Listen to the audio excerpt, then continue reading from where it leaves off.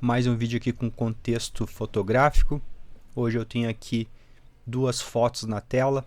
Essas duas fotos foram tiradas por câmeras extremamente diferentes. Eu tenho aqui na esquerda uma foto batida por uma câmera D800Z, uma câmera de 36 mega com um sensor tamanho FX, com um sensor que tem uma área de 880 mm², ou seja, um sensor grande. Essa câmera aqui tem um tamanho de pixel de 24 micromilímetros. E aqui do outro lado eu tenho uma câmera de entrada, uma câmera Nikon D5300, uma câmera que tem um sensor do tamanho do filme APS, então um sensor muito menor, com cerca de 350 mm² de área de sensor, e um tamanho de pixel de 15 micromilímetros². Tá? Então essa é a área do pixel. Então essa foto aqui foi tirada com um pixel extremamente pequeno, um pixel de sensor. Tá? O pixel de sensor ele é o que vai gerar o pixel verdadeiro, que é o pixel da tela. Então aqui a gente tem uma proporção de aqui quase 3 vezes o tamanho do sensor, nessa foto aqui. Nessa foto de cá a gente tem uma proporção de quase a metade do tamanho do pixel.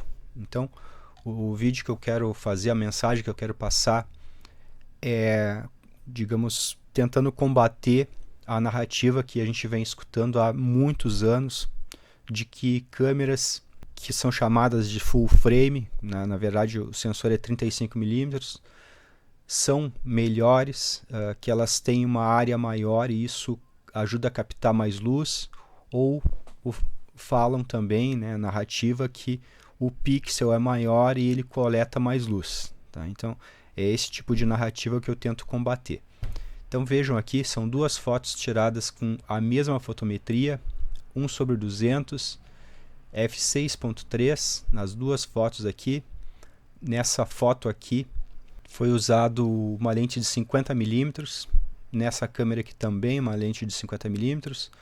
Eu estou dando zoom aqui nessa foto de cá, então a gente percebe aqui que praticamente a gente não tem esse ganho que muitos canais, muitas vezes canais muito grandes, canais muito famosos de fotografia, que a pessoa faz análise de equipamento, fazem essas declarações digamos que o pixel da câmera ele funciona mais ou menos como se fosse uma célula fotovoltaica. Então eles repetem massivamente que o sensor pequeno ele tem mais dificuldade de captar a luz. Então essa é a ideia, é o conceito de achar que o sensor da câmera é uma célula fotovoltaica. Tá? Então o sensor da câmera não é uma célula fotovoltaica. Ele não precisa ter área grande para coletar mais luz.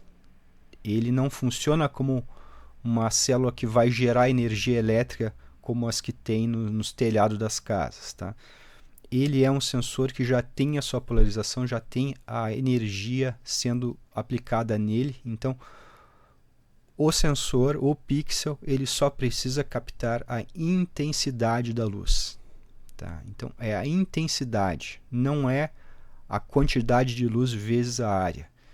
Então tanto faz também ser um pixel pequeno ou um pixel grande, a capacidade dele registrar qual a luminosidade está na face dele é a mesma. Então a gente está vendo aqui duas câmeras, uma câmera digamos high-end, uma D800Z, 36 mega, uma câmera que é antiga, mas ela ainda é considerada uma câmera boa. Aqui uma câmera de entrada, uma D5300. Vejam que não houve perda. Tá? São fotos praticamente iguais, apesar da diferença de tamanho de megabytes. Aqui essa foto que tem 23 megabytes, essa foto aqui tem 41 megabytes, e são fotos praticamente idênticas. Tá? Então eu acabo escutando muitos canais de fotografia e me deparei com um canal que estava fazendo todo aquele discurso de ódio contra os sensores APS, né, falando que eles são pequenos, que eles não conseguem captar luz tão bem quanto o sensor grande, que eles têm mais dificuldade de captar luz, né, toda aquela baboseira. E aí, em certo momento, ele comentou que em uma determinada situação de baixa luminosidade, seria necessário em uma câmera APS subir mais o ISO do que numa câmera vulgo full frame, por causa da dificuldade que o sensor tinha de captar luz por ser menor. Veja um absurdo, e o canal tinha mais de 100 mil inscritos. Então, várias coisas. Outro canal colocou como o pixel da câmera sendo um balde. Tá? Então, o sensor tido como full frame, ele tem o pixel maior e aí ele funciona como um baldezinho, e esse baldezinho consegue coletar mais água, e essa água, digamos assim, comparado com um balde menor, essa água indicaria basicamente a faixa dinâmica, o dynamic range, ou a latitude de exposição do sensor. Então ele colocou como se o sensor full frame, com seus baldezinhos maiores, conseguisse coletar diferentes níveis de água. Foi colocado assim, comparado com um baldezinho pequeno. O que acontece é que, na verdade, se a gente fizer essa analogia com um balde de água, não interessa quantos litros de água cabem em cada balde, só interessa o nível, quanto por cento cada balde está. Então, se é para fazer analogia, tá, com balde, tanto faz o balde ser pequeno ou ser grande. Se o baldezinho pequeno informa para o DAC, para o conversor analógico digital, que está em 50%, beleza.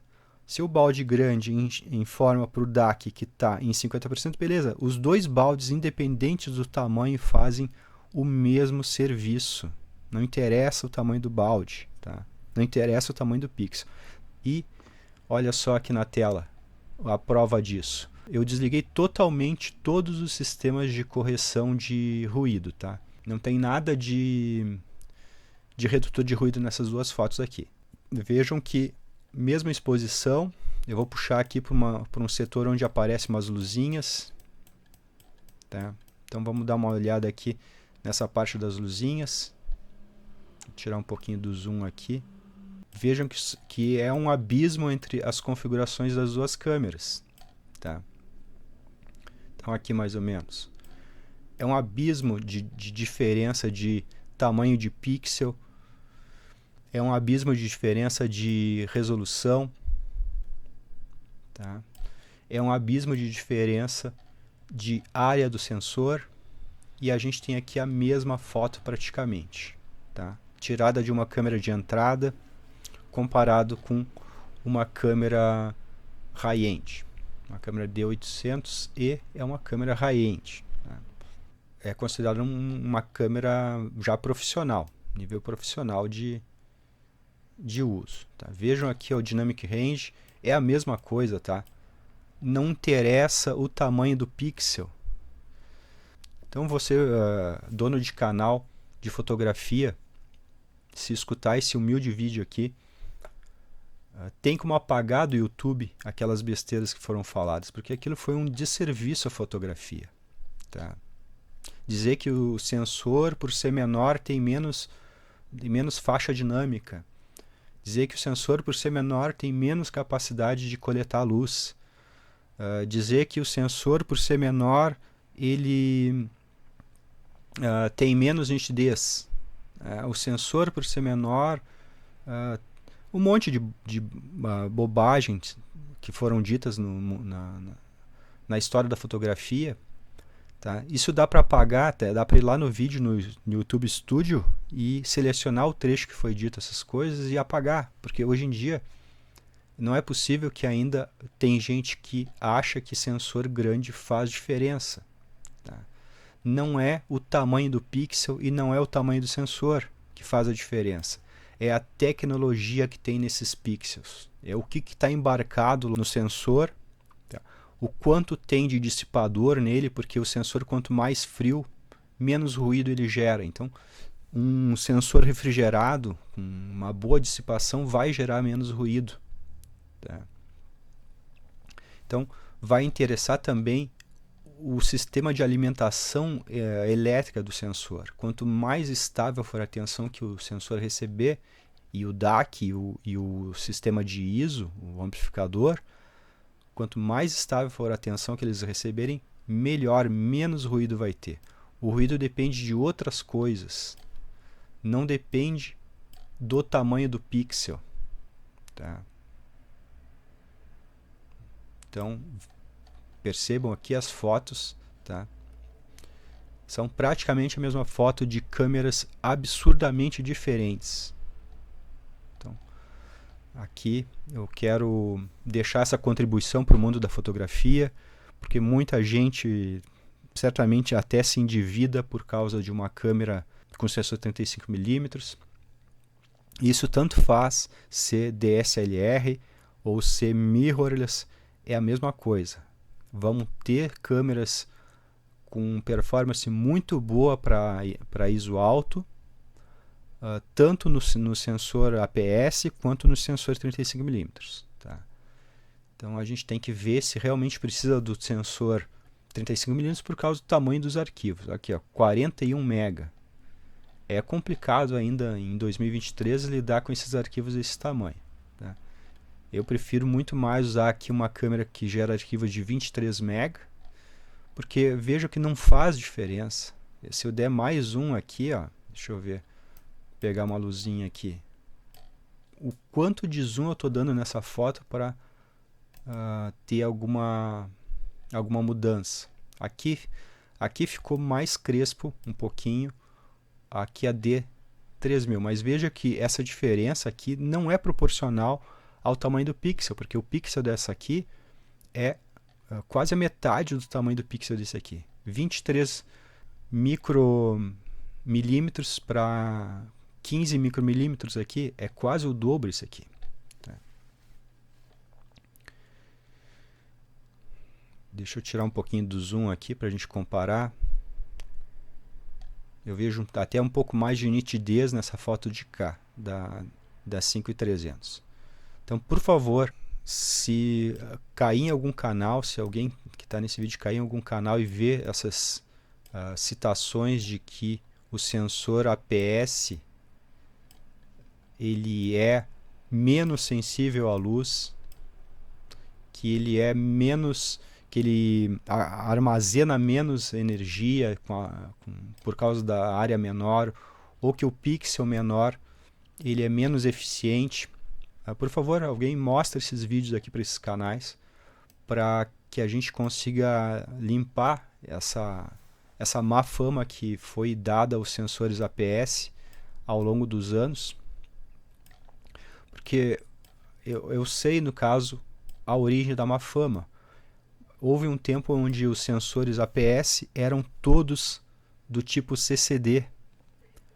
Então, as câmeras APS, as câmeras que chamam de cropada, erroneamente, porque não tem nada de cropado ali, o sensor é inteiro, são câmeras APS, elas eram, em sua grande maioria, com sensor CCD. E esse sensor CCD ele tem uma baixa faixa dinâmica, ele tem uma